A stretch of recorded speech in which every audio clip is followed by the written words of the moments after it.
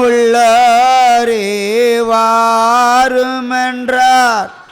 தாகத்தோடு வரும் சமாரியாளை கண்டார்.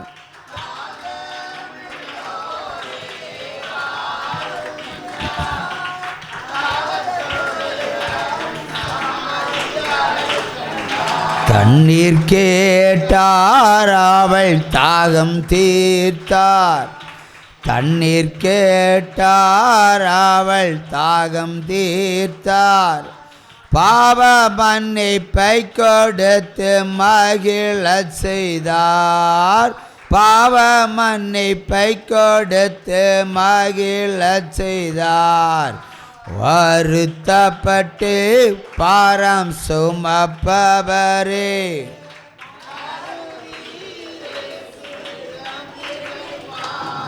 இரத்த சோகை சுகராவியின் அடையாளங்கள், மந்திர வல்லமையின் அடையாளங்கள், கல்லறை ஆவியின் அடையாளங்கள் எல்லாவற்றையும் இயேசு கிறிஸ்து நாமத்தில் பிடித்து கட்டி அக்கினியில் போடுகிறேன். பொல்லாத தேவர்களுடைய ஆவிகளையும் முக்கோடி ஆவிகளின் கிரியைகளையும் என் தேவனுடைய நாமத்தில் பிடித்து கட்டி அக்கினியில் போடுகிறேன். மறுபடியும் ஒருவருக்கு கல்லீரல் பிரச்சனை கர்த்தர் இன்றைக்கு இப்பொழுது சந்திக்கிறேன் என்கிறார். உற்சாகமா கையை தட்டி கையை தட்டி கையை தட்டி கையை தட்டி சிங்கக்கேபியோ சூளை நெருப்போ அவர் என்னை காத்திடுவார். சிங்கக்கேபியோ சூளை நெருப்போ அவர் என்னை காத்திடுவார்.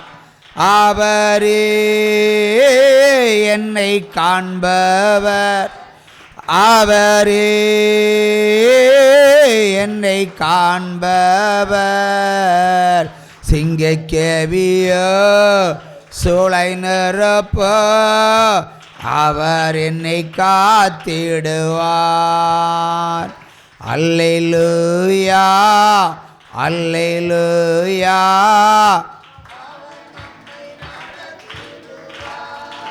அல்லேலூயா அல்லேலூயா.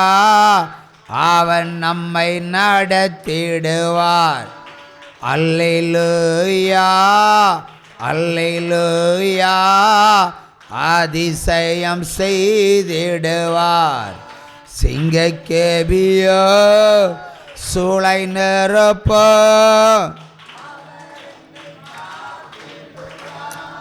ஆமென். அமருவோம். ஒரு முக்கிய அறிவிப்பு. வருகின்ற உபவாச கூட்டத்தினுடைய முடிவில் ஜீவொளி தொலைக்காட்சியினுடைய 9வது ஆண்டு விழா சியோன் திருமண மண்டபத்தில் வைத்து, அதாவது சிற்றாற்றங்கரை பகுதியில் அமைக்கப்பட்டிருக்கிற அந்த மண்டபத்தில் வைத்து நடத்தப்படும். நேரம் மாலை 4 மணி. அதில் பாவம் செய்யாதே என்ற ஆடியோ சிடியில் கர்த்தரால் எழுதப்பட்ட அந்த பாடல், அதாவது முதல் பாடல், பாவம் செய்யாதே சாபமாகாதே, இந்த பாடலுக்கும் கலங்குகிறேன் கலங்குகிறேன் கதறுகிறேன் என்ற சிலுவை பாடலுக்கும் 2 பாடல் தான். இந்த 2 பாடலுக்கும் நடனம் உண்டு. பாடலிலும் கலந்து கொள்ளலாம், நடனத்திலும் கலந்து கொள்ளலாம். சிறியோர், இளைஞர், பெரியோர் மூவருக்கு. முதல் பரிசு 1 பவுன் தங்க நகை, 2வது பரிசு அரை பவன், 3வது பரிசு 1/4 பவன். ஜெயிக்கிறவர்கள் 3 சுற்று நடத்தப்படும். ஒவ்வொரு மாதமும் இது நடைபெறும். இந்த போட்டி முதல் சுற்றில் ஜெயித்தவர்கள் 2வது சுற்றில் அழைக்கப்படுவார்கள். 2வது சுற்றில் ஜெயிக்கிறவர்கள் 3வது போட்டியில் கலந்து கொள்வார்கள். அப்படி 3 கூட்டம் தொடர்ந்து நடைபெறும். உங்கள் திறமைகளை வெளிப்படுத்த விரும்பினால் இது ஒரு வாய்ப்பாக கருதுங்கள். மற்றும் ஆறுதல் பரிசு, அது தங்க நகை சம்பந்தப்பட்டதல்ல, நடனத்துக்கு மட்டும்தான் தங்க நகை. பாடல், இதர பாடல் போட்டி, பெர்க்மான்ஸ் பாடல்களை, தினகரன் பாடல்களை வேறு எந்த பாடலும் எடுக்கக்கூடாது. பெர்க்மான்ஸ், தினகரன், என்னுடைய பாடல்கள் பாடி ஜெயிக்கிறவர்களுக்கு பரிசு உண்டு. 3 பரிசுகள் உண்டு. இல்லையா? 3 பரிசுகள் உண்டு. ஜெயிக்கிறவர்கள் அவர்களுக்கு 3 சுற்று உண்டு. கடினமான போட்டி தான். காஸ்டியூம் எல்லாம் உங்களுடைய கெப்பாசிட்டியை பொறுத்தது. இல்லையா? எப்படி அதை பெர்ஃபார்மன்ஸ் பண்ண முடியுமோ பண்ணுங்கள். அது தொலைக்காட்சியில் ஒளிபரப்பப்படும். அடுத்தபடியாக வருகின்ற ஆகஸ்ட் மாதம் 14ஆம் தேதி, 15ஆம் தேதி, 16ஆம் தேதி மாபெரும் நற்செய்தி கூட்டங்கள் அதே மண்டபத்தில் வைத்து மாலை 6 மணிக்கு துவக்கப்படும். எத்தனை தடைகள் வந்தாலும் அது நடத்தப்படும். உற்சவமாக கையை தட்டுங்க. தமிழகத்திலிருந்து மக்கள் திரண்டு வரலாம். அதற்குரிய சூழ்நிலைகளை கர்த்தர் ஆயத்தப்படுத்தி இருக்கிறார். கிட்டத்தட்ட 26 ஆண்டுகளில் என்னுடைய 5வது கன்வென்ஷன் கூட்டம். அல்லேலூயா. முதல் கன்வென்ஷன் கூட்டம் இதே மண்டபத்தில் தரைத்தளத்தில் வைத்து நடத்தப்பட்டது. சுனாமி வந்தது. சுனாமியை தான் அங்கே அறிவித்தார். அடுத்து நடைபெறுகிற 2வது கூட்டம்தான் இந்த கூட்டம். 3 கன்வென்ஷன் கூட்டங்கள் பிற சபைகளில் அவர்களால் நடத்தப்பட்டது. ஆகவே தேவன் இன்றைக்கு விசேஷமாக இதை அறிவிக்க சொல்லியிருக்கிறார். அடுத்த ஆபத்து இந்தியாவுக்கும் தமிழ்நாட்டிற்கும் உண்டு. அதில் எந்த சந்தேகமும் கிடையாது. உற்சவமாக கையை தட்டலாம். ஆனாலும் தேவனுடைய வருகைக்கென்று கோணலானவைகளை செம்மையாக்க வேண்டிய வேலை இன்னும் அதிகமாக இருக்கிறது. ஆகவே பரலோக ராஜ்யத்தில் உங்களை அழைத்து செல்வதற்குரிய இந்த கூட்டத்தில் விருப்பமுள்ளவர்கள் கலந்து கொள்ளலாம். அல்லேலூயா. அப்பா பிதாவே, அன்பான தேவா, அருமை இரட்சகரே,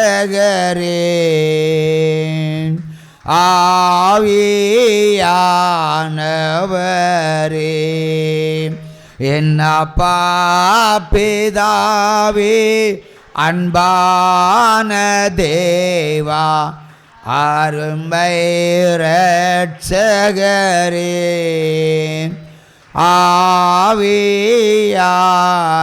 ஆவியானவரே, எங்கோ நான் வாழ்ந்தேன், அறியாமல் அலைந்தேன், என் நேசர் தேடி வந்தேன்.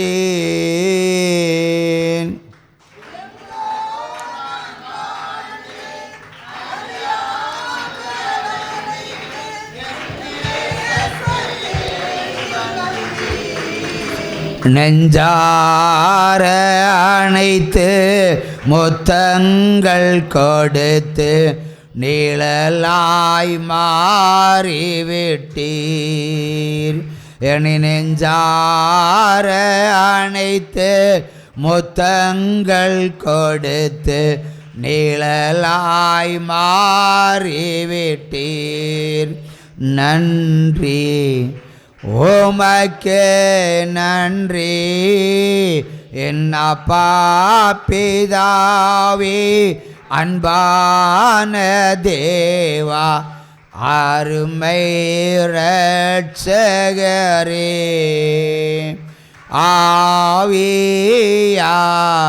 ஆவியானவரே, இரவும் பகலும் ஐயா கூட இருந்த என்னாலும் இரவும் பகலும் ஐயா கூட இருந்து என்னாலும் காப்பவரே, மறவாத தெய்வம் மாறாத நேசர், மகிமைக்கு பாத்திரரே. என்னை மறவாத தெய்வம் மாறாத நேசர், மகிமைக்கு பாத்திரரே. நன்றி உமக்கே நன்றி என் அப்பா பிதாவே, அன்பான தேவா, அருமை இரட்சகரே.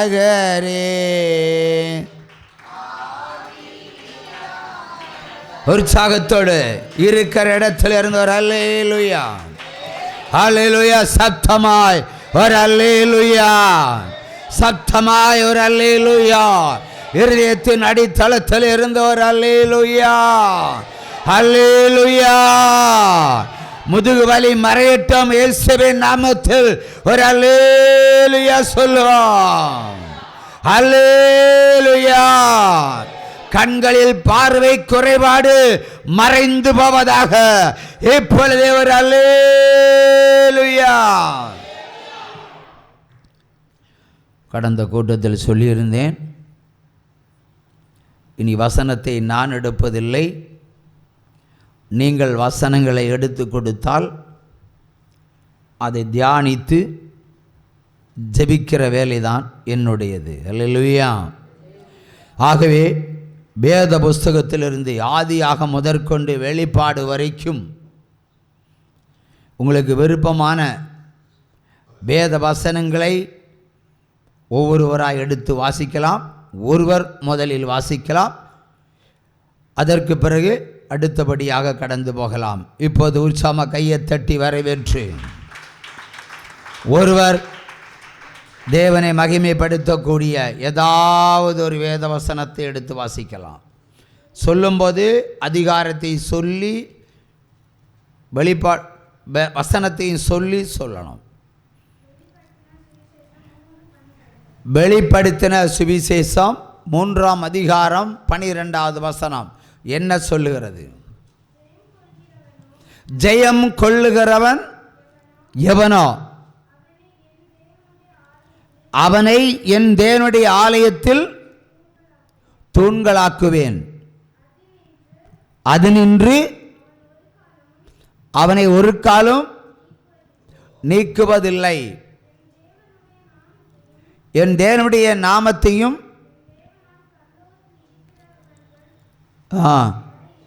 இந்த வசனம் வாசிக்கிறவங்க எல்லாம் கொஞ்சம் முன்னாடி வந்து உட்காருங்க.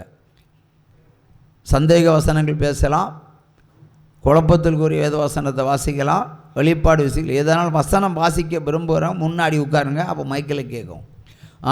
திரும்ப சேர்த்து வாசி.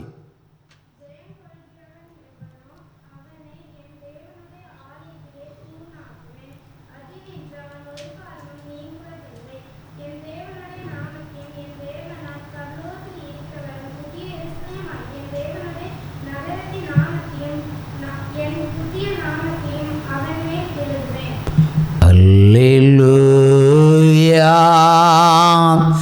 Alleluia,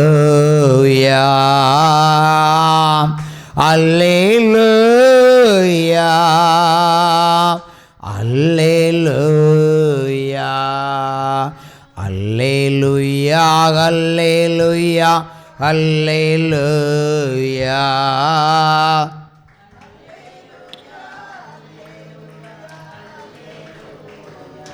என் மகனே கலங்காதே, என் மகளே பதறாதே, கர்த்தர் புதியன செய்திடுவார், கர்த்தர் புதியன செய்திடுவார். அதை இன்றே நீ காண்பாய். ஜெயம் கொள்ளுகிறவன் எவனோ அவனை தன்னுடைய பரலோக தேவாலயத்தில் ஒரு தூணாக்குவேன் என்று கர்த்தராகிய தேவன் சொல்லுகிறார். ஒரு சம கையை தட்டுங்க. ஜெயிக்கிறவன் எவனோ, இந்த உலகத்தில் ஜெயிக்கிறவனுக்கு தான் பரதீசின் மத்தியில் இருக்கிற ஜீவவிருட்சத்தின் கனிகளை கொடுப்பேன் என்று வெளிப்பாடு சொல்லுகிறது. ஹல்லேலூயா. தேவன் தம்முடைய தேவாலயத்தில் உன்னை தூணாக மாற்றுவேன் என்கிறார். அதை ஒருவராலும் பிரித்தெடுக்க முடியாது. ஹல்லேலூயா. ஜெயிக்கணும். இந்த உலகத்தை நீங்கள் ஜெயிக்கணும். இந்த உலகத்தில் இருக்கிற பில்லி சூனியத்தை நீங்கள் ஜெயிக்கணும். இந்த உலகத்தில் இருக்கிற பொல்லாத ஆவிகளை நீங்கள் ஜெயிக்கணும். இந்த உலகத்தில் இருக்கிற தேவர்களுடைய ஆவிகளை நீங்கள் ஜெயிக்கணும். ஹல்லேலூயா. சர்ப்பங்களை ஜெயிக்கணும். அந்தி கிறிஸ்துவை ஜெயிக்கணும். ஜெயித்தால் மட்டுமே தேவாலயம் உங்களுக்கு சொந்தம். ஹல்லேலூயா. அப்படியே நாமமும் உங்களுக்கு சொந்தம். ஜெயிக்காதவர்களுக்கு கிடைக்காது. ஏன் இதை வெளிப்பாட்டில் 3:12 அவர் சொல்லி இருக்கிறார் என்று சொன்னால், ஆதியாமத்தை எடுத்துக்கொள்ளும் பொழுது முதல் தோல்வியை சந்தித்தது யார்? யார்? Who is he or she? she, ஏவாள் இல்லையா?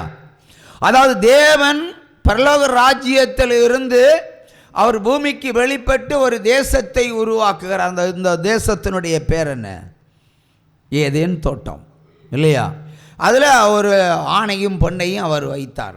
வைத்துட்டு சொன்னார், இந்த ஏதேன் தோட்டத்தில் இருக்கிற எல்லா பழவர்க்கங்களையும் நீ சாப்பிட்டுக்கலாம், ஆனால் நடுவில் ஒரு மரம் இருக்குது, அதில் உள்ள கனிகளை நீ புசிக்காதிருப்பாய். ஒரே ஒரு கட்டளையை கொடுத்தார்.